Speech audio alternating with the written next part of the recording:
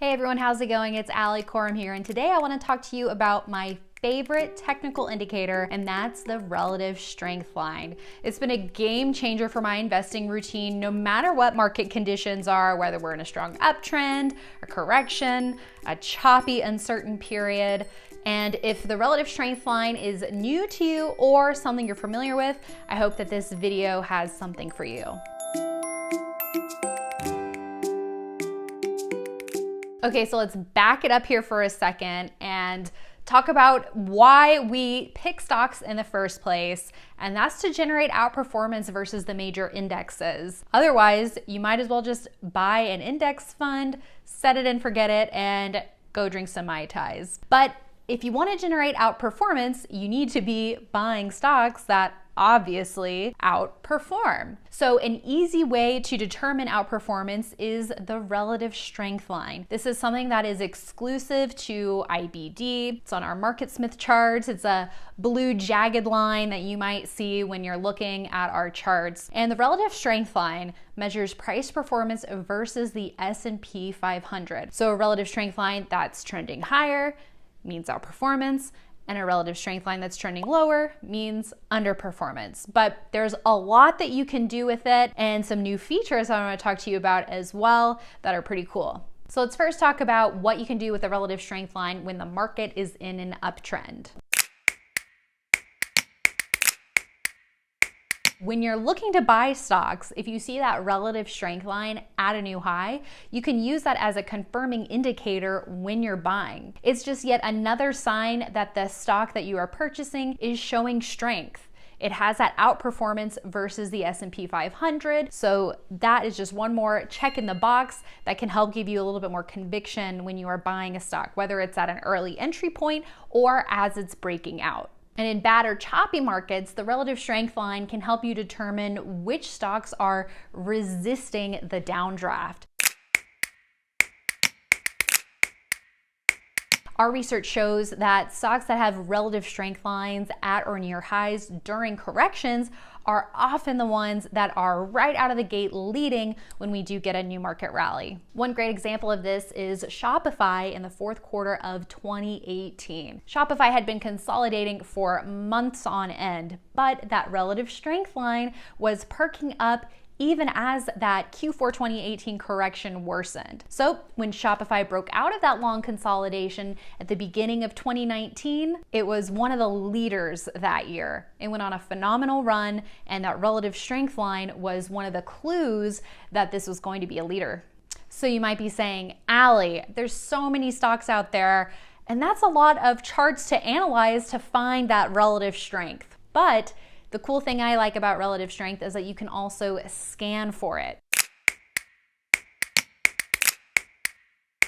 So in MarketSmith, we have an RS line blue dot list. Now the blue dot shows up on a chart when MarketSmith identifies a pattern and that stock's relative strength line is hitting a new high while it's still forming the right side of a base or as it's breaking out. You can get the relative strength line on a daily chart, on a weekly chart, or both, but seeing that RS line blue dot is something that can really help you have a little bit more confidence when you're looking to buy a stock.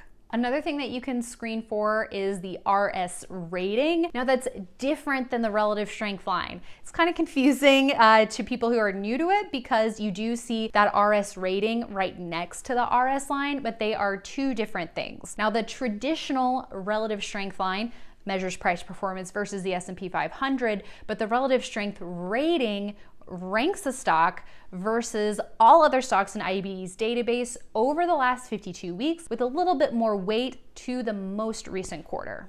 But the RS rating can be useful when you are creating your own screen. Say you want to look for relative strength over 80 and you have other fundamental criteria in your screen as well. That can kind of get rid of some of the junk in your screen. It's not perfect though, because again, it's looking at 52 weeks. So something that had a big move half a year ago and hasn't been performing well since might show up in the list. That's why I like to lean on the relative strength line a lot more than that relative strength rating.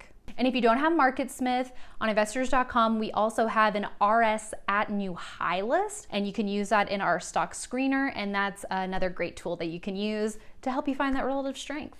So aside from the RS line blue dot, there's a couple other tips and tricks that I want to share with the relative strength line. It doesn't necessarily have to be hitting a new all-time high when you're looking to buy.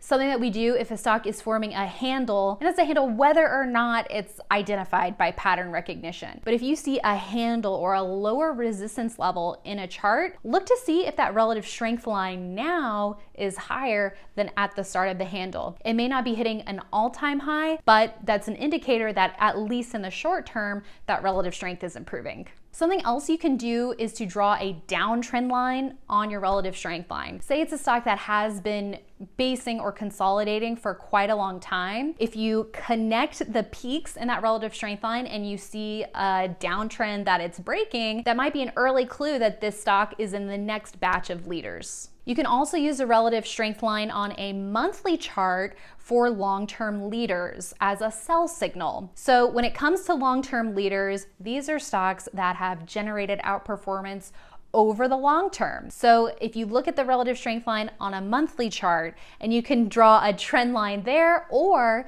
you can even use a 24-month moving average on that relative strength line. This is something new that we have in MarketSmith. Look for a break of that moving average line, and if you see a stock's RS line below that longer term moving average for several months in a row, it's an indicator that this stock might not be a long-term leader anymore and is ready for a bigger rest.